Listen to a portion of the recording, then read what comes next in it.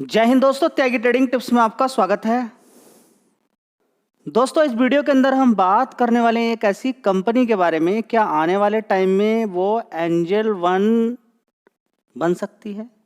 Angel one मतलब कि angel one के भाव के बराबर जा सकती है, यह आपका क्वेश्चन है। आप में से किसी ने ये क्वेश्चन किया है कि एक ऐसा शेयर है जो कि ब्रोकिंग फर्म से ही है, एंजल वन भी ब्रोकर है, क्या आने वाले टाइम में वो शेयर अच्छी खासी उछाल दे सकता है। साथ ही पूछा है एंजल वन और मोतीलाल ओसवाल ने बड़ा ही शानदार जंप दिया है, रिजल्ट्स खराब होने के बाद भी अभी हाल फिलहाल में फिर दोबारा अच्छी खासी तेजी दिखा दी, ऐसा क्यों देखने को मिल रहा है। बड़ा अच्छा सवाल है, चलिए इसको क्लियर करते हैं। एंजल वन का सबसे पहले हम देखते हैं आईपीओ की डिटेल, ये कितने का भाव होता था कितने समय पहले। सितंबर 22 2020 के अंदर यहाँ पर आईपीओ आता है, किसका लिस्टिंग डेट होती है अक्टूबर 5 2020, ठीक है। फेस वैल्यू 10 की होती है और इशू प्राइस होता है 306, कितना 306। इसी के आसपास काफ़ी समय तक ये शेयर मंडराता रहता है, थोड़ी सी गिरावट भी हो जाती है फिर तेजी बन जाती है।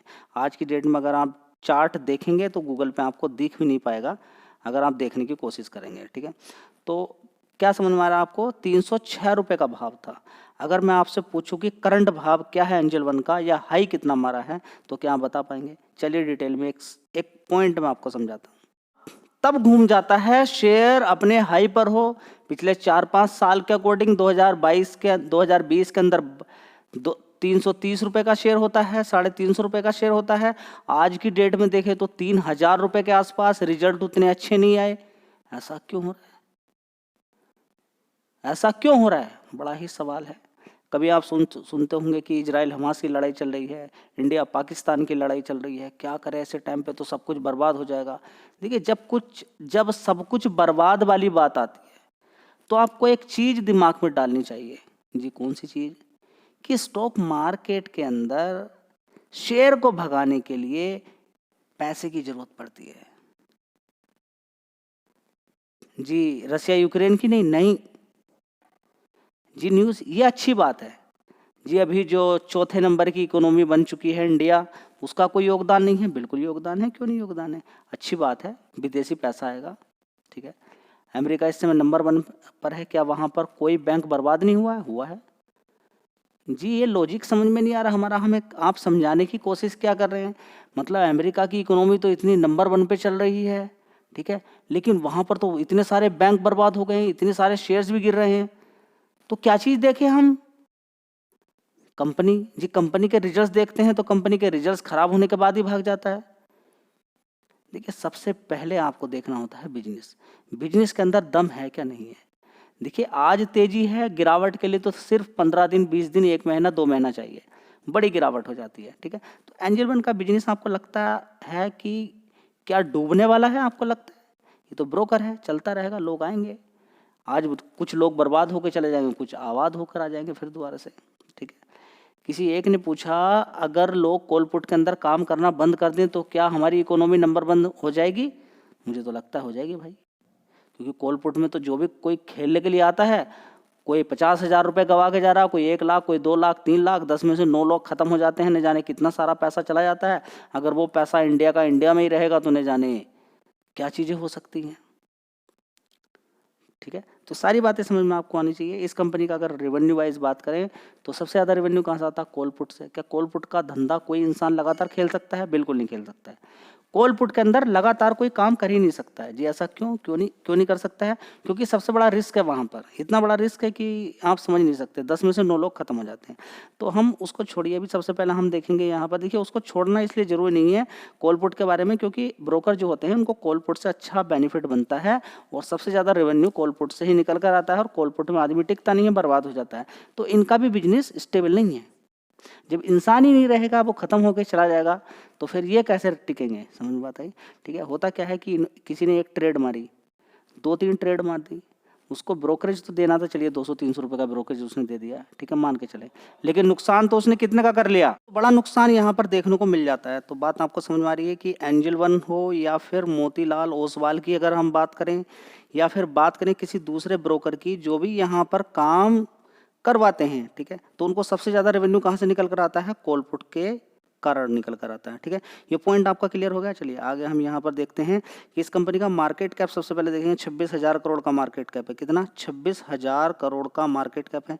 ठीक है, तो कितने का शेयर होता था? 300 रुपये का लगभग ये शेयर यहाँ पर होता था। ठीक है, अब यहाँ पर हम बात करते हैं कि इस कंपनी के अंदर जो मूवमेंट देखने को मिला है पिछले 5 साल में, अच्छा खासा तेजी। 52 वीक हाई यहाँ पर अगर देखने की कोशिश करते हैं 3,503 का, ये 4,000 रुपये तक शेयर पहुँच गया था। अभी पिछले 6 महीने की बात करें तो लगातार इसके अंदर गिरावट हुई। यहाँ पर देखिए गिरावट गिरावट गिरावट गिरावट गिरावट, और कितना पहुंच गया था? 1,900 रुपये तक। 1,900 रुपये से 50% के रिटर्न फिर इसने बना के दे दिए। तो आप कहेंगे 50% के रिटर्न इसने कैसे बना के दे दिए? रिजल्ट्स तो इतने अच्छे नहीं आए हैं और अभी भी शेयर ऊपर ही है। 5 दिन का चार्ट पैटर्न देखेंगे तो 7% की तेजी है, और 1 महीने का चार्ट पैटर्न देखेंगे 27% की तेजी देखने को यहाँ पर मिल रही है। 27% की तेजी देखने को यहाँ पर मिली, 33% की तेजी यहाँ पर देखने को मिल गई है। ठीक है, तो आखिर इसके पीछे की वजह क्या है? देखिए वजह वही है जो मैंने आपको बताया कि शेयर को भगाने के लिए ज़रूरत होती है पैसे की, वॉल्यूम की। शेयर को भगाना बड़ा ही आसान होता है पैसा अगर है तो। ठीक है, news business that is the different thing, लेकिन सबसे ज़्यादा जरूरी क्या होता है? पैसा। बड़ा प्लेयर पैसा लगाता है, शेयर भाग जाता है। ये पॉइंट आपको नोट कर लेना चाहिए कि क्योंकि कभी कभी आप बड़ा परेशान हो जाएंगे, रोने लगेंगे, दिमाग में आपको समझ में नहीं आएगा कि शेयर के अंदर तेजी क्यों बन गई। शेयर के अंदर तेजी के कारण कई सारे होते हैं कि अच्छे रिजल्ट्स आ गए। रिजल्ट्स के बावजूद जब अच्छे रिजल्ट्स आते हैं तो कोई ना कोई प्लेयर आता है उसके अंदर खरीदने के लिए। अगर रिजल्ट्स अच्छे आएंगे, प्लेयर खरीदने के लिए नहीं आएगा, शेयर नहीं भागेगा। समझ में बात आ गई है? चलिए, तो ये पॉइंट क्लियर हो गया आपका। चलिए इस कंपनी के फंडामेंटल अब हम देखते हैं। दोस्तों अगर बात करते हैं एंजल वन की, तो एंजल वन के अंदर अगर देखते हैं तो 1 साल पहले 1,357 करोड़ का रेवेन्यू था, उसके बाद 1,400 करोड़, उसके बाद 1,500 करोड़, उसके बाद 1,262 करोड़। अभी देखिए लगातार गिरता जा रहा है।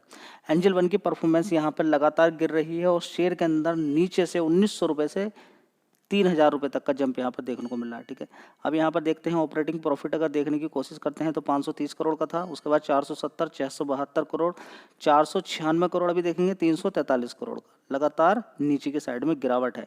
ऑपरेटिंग प्रॉफिट भी आपको देखना चाहिए। ठीक है, अब यहाँ पर अगर हम रिजल्ट्स देखते हैं तो कोई खास रिजल्ट यहाँ पर देखने को नहीं मिल रहे हैं। 281 करोड़ से क्वार्टरली 175 करोड़ कंपनी की परफॉर्मेंस है, और 1 साल पहले 340 करोड़ थी। याद रखिएगा, 340, 293 करोड़, 423, 281 करोड़, और अभी देखेंगे 175 करोड़ यहाँ पर देखने को मिल रही है। ठीक है, तो यहाँ पर क्या चीज़ें देखने को मिल रही है? परफॉर्मेंस डाउन चल रही है एंजल वन की। क्या है? डाउन चल रही है। ठीक है, 175 करोड़ यहाँ पर देखने को मिली है। अब दूसरा शेयर मैं आपको एक और दिखाने वाला हूँ जिसके अंदर तेजी बन गई है रिजल्ट्स खराब होने की वजह से, लेकिन तीसरा शेयर जो मैं आपको बताने वाला हूँ, क्या उसके अंदर तेजी बन सकती है इन दोनों शेयर को देखने के बाद? वो आपको थोड़ा सा अनुमान लगाना है और ये आपका क्वेश्चन है। ठीक है, चलिए। मोतीलाल ओसवाल ने जबरदस्त परफॉर्मेंस दिखा के अच्छा पैसा लोगों को बना के दिया है। बोनस बाद में दिया जिसकी वजह से शेयर का भाव एडजस्ट होता हुआ यहाँ पर नजर आ रहा है। अभी पिछले 1 महीने की अगर बात करते हैं तो शानदार तरीके से इसने पैसा बना के दिया है। 636 रुपये का भाव यहाँ पर अगर देखने की कोशिश करते हैं तो 25% के रिटर्न इसने बना के दे दिए हैं। तो यही कुछ कारण हैं। क्या कारण है? शेयर की परफॉर्मेंस तो इतनी अच्छी नहीं चल रही है। शेयर के प्राइस की परफॉर्मेंस अच्छी है, फंडामेंटल की परफॉर्मेंस अच्छी नहीं चल रही है। शेयर के अंदर तेजी क्यों बनी है? आज मोतीलाल ओसवाल को देखेंगे, अलग अलग कंपनियों की रेटिंग को घटाना बढ़ाना, समझिए सारे खेल को। ठीक है, तो शेयर को भगाने के लिए पैसे की रिक्वायरमेंट है, होती है। ध्यान से सुने, मार्केट कैप 46,000 करोड़ का। ठीक है, चलिए अब देखते हैं इस कंपनी के फंडामेंटल्स। यहाँ पर देखने की कोशिश करते हैं Motilal Oswal financial service limited की। 1 साल पहले 2,154 करोड़ का रेवेन्यू था, उसके बाद 2,300 करोड़, 2,800 करोड़, उसके बाद देखेंगे 1,993 करोड़। यानी कि अगर परफॉर्मेंस वाइज देखें तो अच्छी परफॉर्मेंस है इसकी। अगर रेवेन्यू वाइज अगर देखते हैं तो लेकिन 1,190 करोड़ तक पहुँच गया। 1,190 करोड़ तक पहुंच गया। परफॉर्मेंस पहले अच्छी थी, अब डाउन हो गई। 1 साल पहले अगर आप रेवेन्यू देखने की कोशिश करते हैं 2,000 करोड़ का था, लेकिन आज की डेट में देखेंगे कितना है?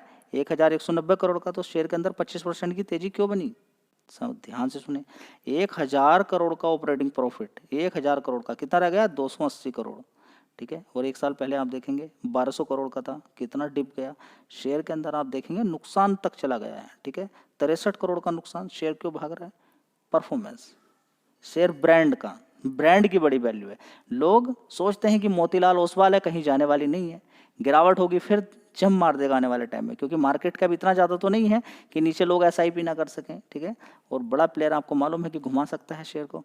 566 से कितना पहुंच गया, तो सारी परफॉर्मेंस आपको देखने को मिल रही है। तो एक शेयर में आपको ऐसे ही दिखाने वाला हूँ जो ब्रोकिंग फर्म का ही है। चलिए कंबाइन पैकेज वाली कंपनी आपको मिल रही है, जहां पर कंपनी फाइनेंस भी करती है, loan, home loan, personal loan, ये सारी चीज़ें बांटती हैं, म्यूचुअल फंड के अंदर काम करती है, इक्विटी के अंदर भी कंपनी ब्रोकरेज फर्म भी देखती है। ठीक है, 122 रुपये का भाव इस समय देखने को मिल रहा है। अभी नीचे की साइड में एक महीने पहले अगर आप देखेंगे, यहाँ पर आप देखिए, ज़्यादा दूर जाने की जरूरत नहीं है आपको, 87 रुपये का भाव होता था 8 अप्रैल को। कितने का? 87 रुपये का भाव।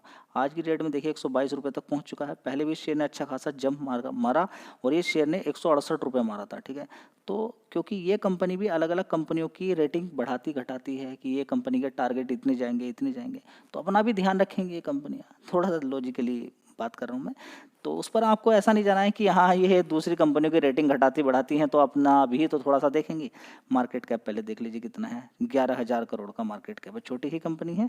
अब चलिए फंडामेंटल एक बार हम देखेंगे किस तरह के फंडामेंटल। दो कंपनी के दिखा दिया अभी, मोतीलाल ओसवाल, जेएम फाइनेंशियल, उन्होंने परफॉर्मेंस प्रीवियसली दिखाई अच्छी, जिसकी वजह से आज वो यहाँ पर है। ये कंपनी भी आगे परफॉर्मेंस अच्छी दिखाएगी तो आगे जा सकती है। चलिए, गिर कर इतना गिर गया इस कंपनी का, देखते हैं कितना गिरा है। एक साल पहले 1,261 करोड़ का था, उसके बाद 1,077 करोड़, उसके बाद 1,191 करोड़, उसके बाद 1,106 करोड़, अभी देखेंगे 1,004 करोड़ का है। कितना? 1,004 करोड़ का रेवेन्यू इसका देखने को मिला। तो उतनी गिरावट नहीं हुई है रेवेन्यू के अंदर और अच्छा खासा स्टेबिलिटी दिखाता ऊपर बढ़ रहा है। ऑपरेटिंग प्रॉफिट देखेंगे 578 करोड़ का है। कितना? 578 करोड़ का। पहले 607 था, 491 में 615 करोड़, उससे पहले 681 करोड़ था। ठीक है, अब देखेंगे प्रॉफिट, देखिए शानदार प्रॉफिट है, 235 करोड़ का प्रॉफिट दिखाया, उससे पहले 207 था, उससे पहले 144, उससे पहले 187 करोड़, उससे पहले नुकसान था। ठीक है, तो परफॉर्मेंस तो पहले भी ऑलरेडी 240 करोड़ का परफॉर्मेंस ये कंपनी दिखा चुकी है।